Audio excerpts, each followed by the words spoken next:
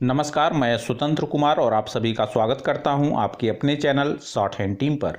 तो दोस्तों, आज के इस वीडियो में रामधारी सिंह गुप्ता खंड 1 के प्रतिलेखन संख्या 3 के डिक्टेशन को हम लोग लेने वाले हैं। इसमें टोटल आपको 373 शब्द मिल जाएंगे। आपके बुक में 400 दिया गया होगा, लेकिन टोटल इसमें 373 शब्द ही हैं।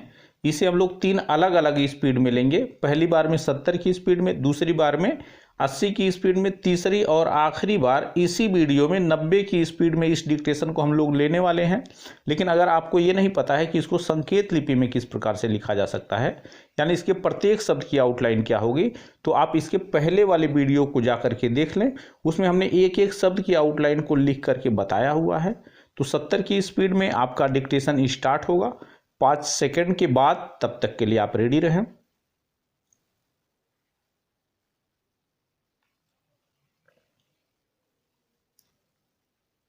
स्टार्ट। सभापति महोदय, किसानों की उपज की आप न अधिक कीमत दे सकते हैं, न अधिक उपजाने के लिए जो साधन देश में उपलब्ध हैं उनकी तरफ आपका ध्यान जा रहा है।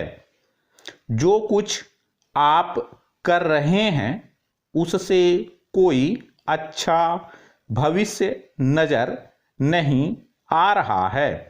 मैं यही कहना चाहता हूं कि आप देखें कि आपके कार्यक्रम में कहाँ त्रुटि है, कहाँ कमी है। आपने कर लगा रखे हैं। आपने जो कर लगाए हैं वे तो लगाए ही हैं। हमारे प्रदेश में तो जमीन पर 25% ज़्यादा कर भी लगा दिया गया है। इतना बोझ अगर किसान पर होगा तो उसकी कमर टूट जाएगी।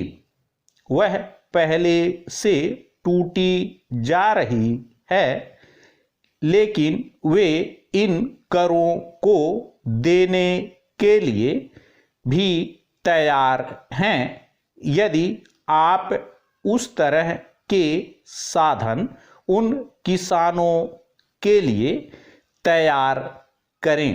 पैरा।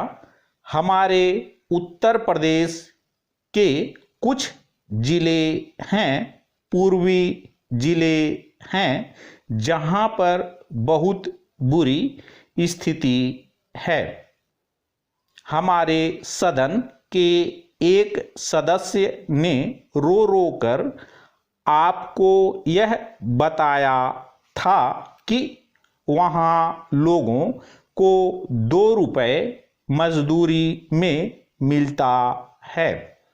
इतनी ही एक दिन की उनकी मजदूरी है।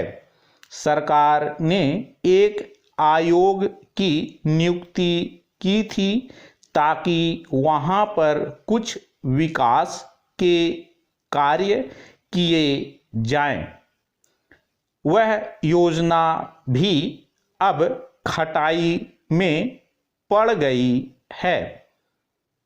आपका ध्यान इन समस्त चीज़ों की ओर कैसे दिलाया जाए, कैसे आपका ध्यान इन सभी कठिनाइयों की ओर आकर्षित किया जाए, समझ में नहीं आता है।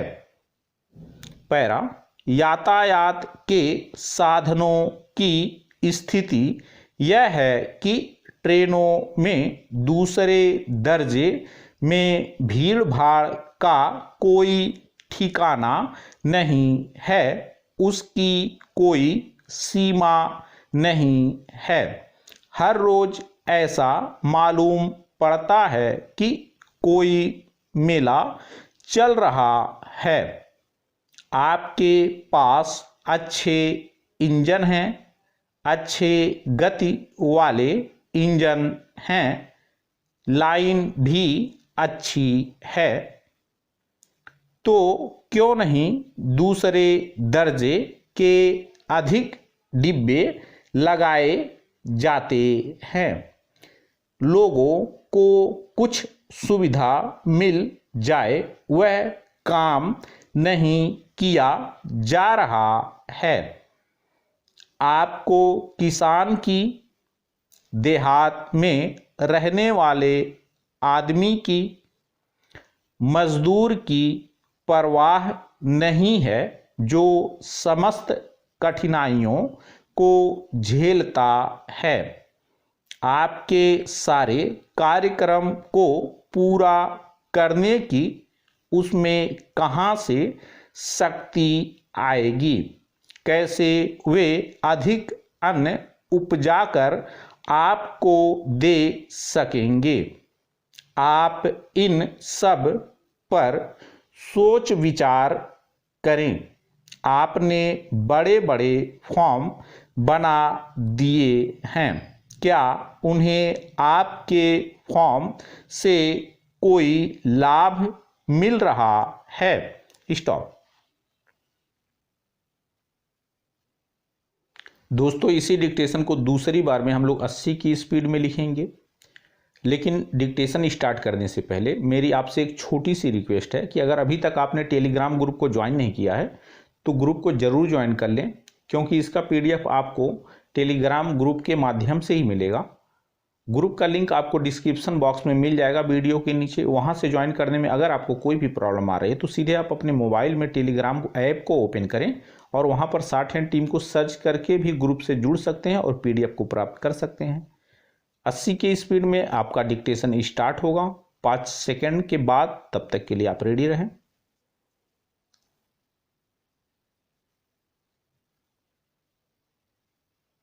स्टार्ट। सभापति महोदय, किसानों की उपज की आप न अधिक कीमत दे सकते हैं, न अधिक उपजाने के लिए जो साधन देश में उपलब्ध हैं उनकी तरफ आपका ध्यान जा रहा है। जो कुछ आप कर रहे हैं उससे कोई अच्छा भविष्य नजर नहीं आ रहा है। मैं यही कहना चाहता हूं कि आप देखें कि आपके कार्यक्रम में कहाँ त्रुटि है, कहाँ कमी है। आपने कर लगा रखे हैं। आपने जो कर लगाए हैं वे तो लगाए ही हैं। हमारे प्रदेश में तो जमीन पर 25% ज़्यादा कर भी लगा दिया गया है। इतना बोझ अगर किसान पर होगा तो उसकी कमर टूट जाएगी। वह पहले से टूटी जा रही है, लेकिन वे इन करों को देने के लिए भी तैयार हैं यदि आप उस तरह के साधन उन किसानों के लिए तैयार करें। पैरा।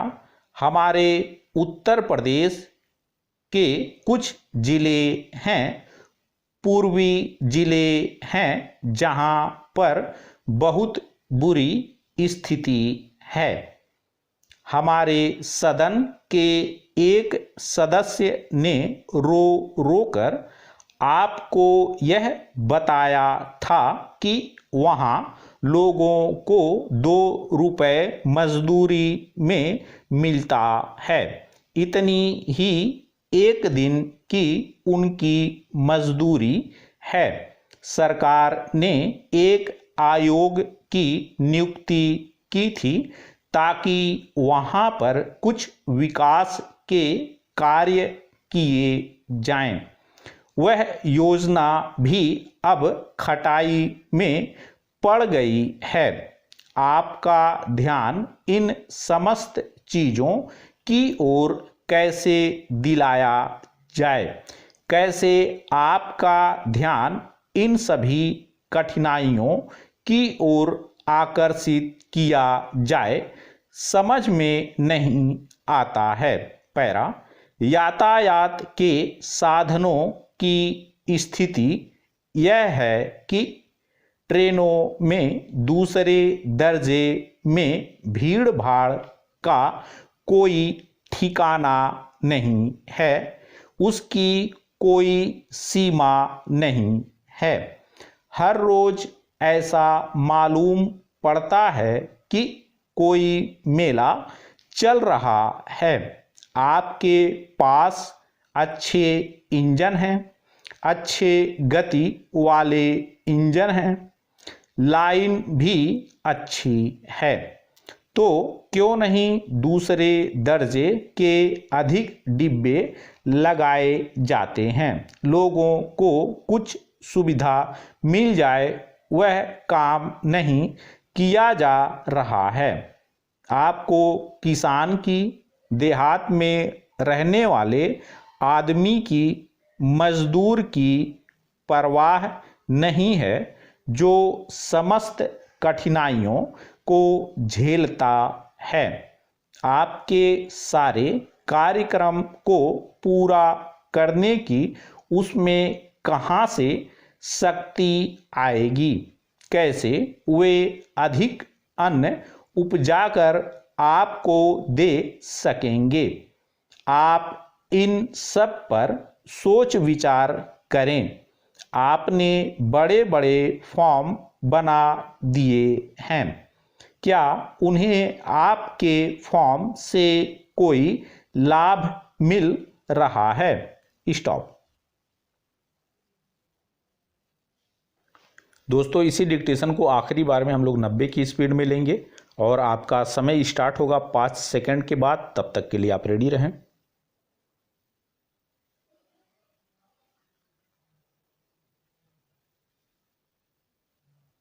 स्टार्ट। सभापति महोदय, किसानों की उपज की आप न अधिक कीमत दे सकते हैं, न अधिक उपजाने के लिए जो साधन देश में उपलब्ध हैं उनकी तरफ आपका ध्यान जा रहा है। जो कुछ आप कर रहे हैं उससे कोई अच्छा भविष्य नज़र नहीं आ रहा है। मैं यही कहना चाहता हूँ कि आप देखें कि आपके कार्यक्रम में कहाँ त्रुटि है, कहाँ कमी है। आपने कर लगा रखे हैं। आपने जो कर लगाए हैं वे तो लगाए ही हैं। हमारे प्रदेश में तो जमीन पर 25% ज़्यादा कर भी लगा दिया गया है। इतना बोझ अगर किसान पर होगा तो उसकी कमर टूट जाएगी।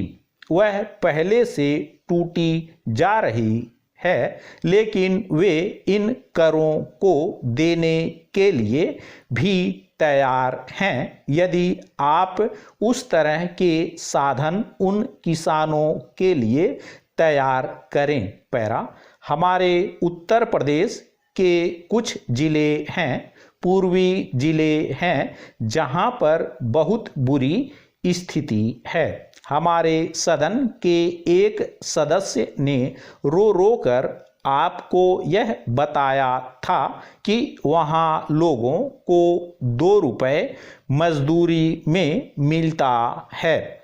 इतनी ही एक दिन की उनकी मजदूरी है। सरकार ने एक आयोग की नियुक्ति की थी ताकि वहाँ पर कुछ विकास के कार्य किए जाएं।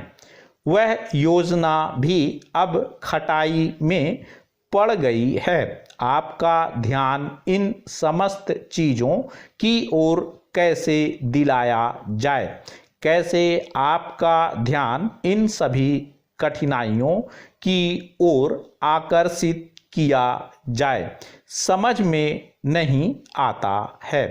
पैरा यातायात के साधनों की स्थिति यह है कि ट्रेनों में दूसरे दर्जे में भीड़ भाड़ का कोई ठिकाना नहीं है, उसकी कोई सीमा नहीं है। हर रोज ऐसा मालूम पड़ता है कि कोई मेला चल रहा है। आपके पास अच्छे इंजन हैं, अच्छे गति वाले इंजन हैं, लाइन भी अच्छी हैं, तो क्यों नहीं दूसरे दर्जे के अधिक डिब्बे लगाए जाते हैं। लोगों को कुछ सुविधा मिल जाए, वह काम नहीं किया जा रहा है। आपको किसान की, देहात में रहने वाले आदमी की, मजदूर की परवाह नहीं है, जो समस्त कठिनाइयों को झेलता है। आपके सारे कार्यक्रम को पूरा करने की उसमें कहाँ से शक्ति आएगी? कैसे वे अधिक अन्न उपजाकर आपको दे सकेंगे? आप इन सब पर सोच विचार करें। आपने बड़े बड़े फॉर्म बना दिए हैं, क्या उन्हें आपके फॉर्म से कोई लाभ मिल रहा है? स्टॉप। तो दोस्तों, इस तरह से आज का वीडियो हम लोगों का कंप्लीट हुआ। मेरा प्रयास अगर आपको अच्छा लगा तो कृपया इस वीडियो को लाइक शेयर जरूर कर दिया करें। चैनल पर नए हैं तो चैनल को सब्सक्राइब करके जस्ट बगल में आपको बेल आइकन मिलेगा, उसे भी प्रेस कर दें, ताकि मेरे लेटेस्ट वीडियो आपको समय समय पर मिलते रहें और आप घर बैठे संकेत लिपि को सीख सकें। धन्यवाद।